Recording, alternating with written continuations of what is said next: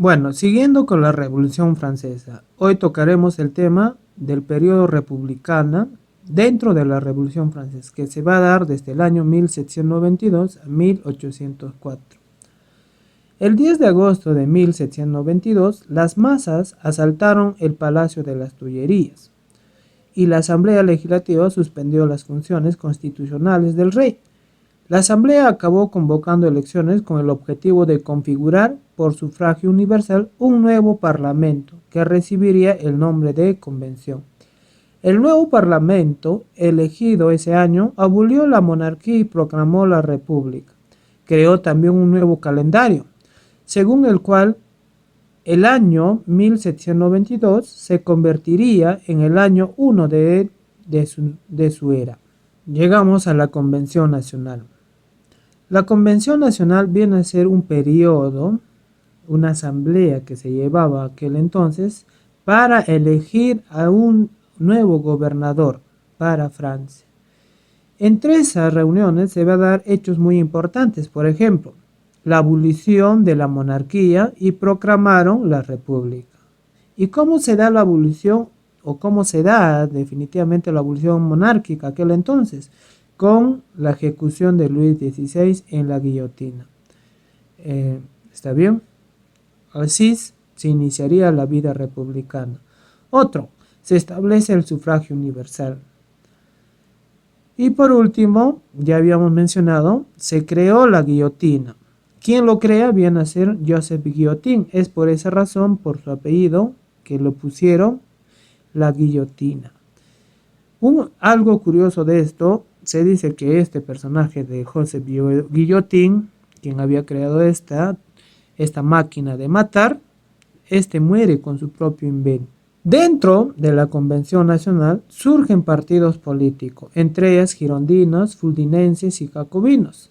Girondinos que venían a ser considerados de la derecha. ¿Por qué, profesor? Porque simplemente ellos se sentaban del presidente al lado derecho. Es por esa razón que eran considerados de la derecha. Mientras que los jacobinos eran considerados de la izquierda. ¿Ya saben por qué? Porque se sentaban en la parte izquierda.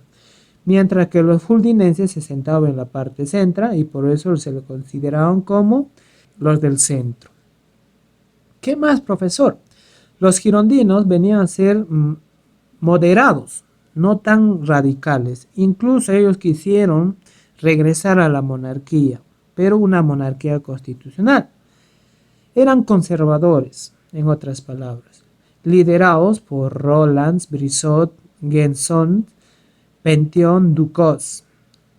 Mientras que los jacobinos eran muy radicales, eran considerados como montañeses.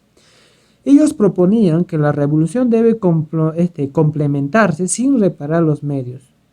Dentro de sus líderes tenemos a Marat, quien dirigió el periódico El Amigo del Pueblo, donde se daban las últimas noticias acerca de la Revolución Francesa. ¿Quién más, profesor? Danton, Dayen, Saint-Just, Robespierre, Fouch, etc. Época o gobierno del terror. En la convención, como se estaba buscando un gobernador para Francia, se llegaría a elecciones universales resultando ganador Robespierre, Maximiliano Robespierre, mejor dicho.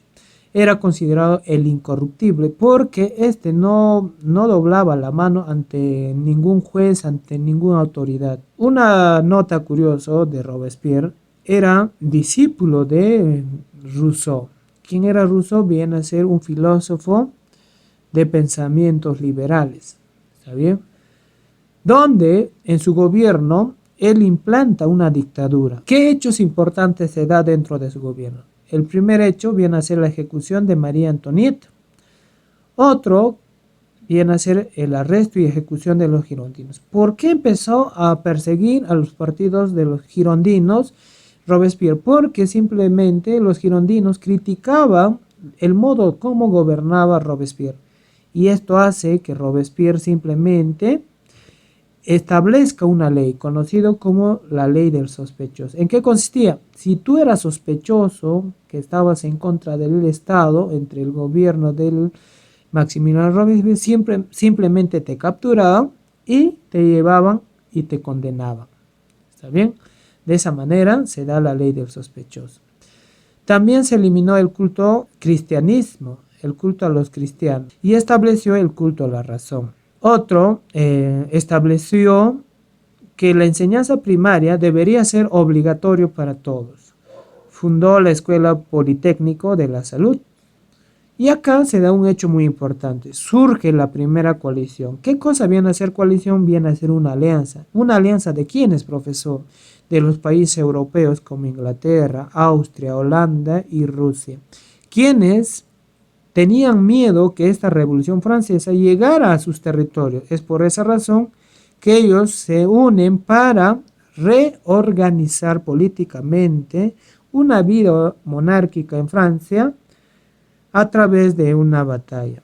Pero lastimosamente esta alianza fracasa y se va a seguir con la vida republicana en Francia. Forma 3 comités. Robespierre, a través de la ley del sospechoso, forma 3 comités. Uno conocido como Seguridad Nacional, encargado del orden público. Era como los policías. Veía un sospechoso, quien estaba en contra del gobierno de los jacobinos y de la política republicana, simplemente lo capturaba y lo llevaba ante un corte. ¿Quién era el corte? El Tribunal Revolucionario, quien se encargaba de implantar justicia. Este veía si era culpable o no era culpable. Si era culpable, simplemente quien se encargaba de matar o aniquilar a estos sospechosos, el Comité de Salvación o Salud Pública, encargados por 12 miembros, entre ellos Maximiliano Robespierre. El fin del gobierno de terror. El fin se debe a una fragmentación del partido político de los jacobinos. Se separan, en otras palabras, donde el primero conformado por Robespierre, Couthon y Saint-Just, mientras que el segundo viene a ser Collot, Vallaud, Villaud, Tallien, Fouts y Varela. Estos últimos causaron a Robespierre de su radicalismo, es decir, ellos dieron ese grito, muerte al tirano. Con él y el apoyo de los girondinos, simplemente destituyen a Robespierre de su cargo y le llevan ante el juzgado, quien le condena en la guillotina, así muriendo Robespierre. Luego se daría el terror blanco, que consistió en la persecución de esos jacobinos quienes apoyaban a Maximiliano Robespierre. Llegamos al directorio. ¿Cómo se da el directorio, profesor? El directorio se va a dar cuando muere Robespierre. Para que no haya otro dictador como Robespierre, simplemente se hicieron cargo del gobierno francés algunos aristocracias, quien llega al poder sin ningún sufragio. ¿Está bien? Simplemente llegan al poder a través de su fortuna. Esto se desarrolla en el año 1795 a 1799, donde se establecen dos poderes, el poder ejecutivo y el poder legislativo.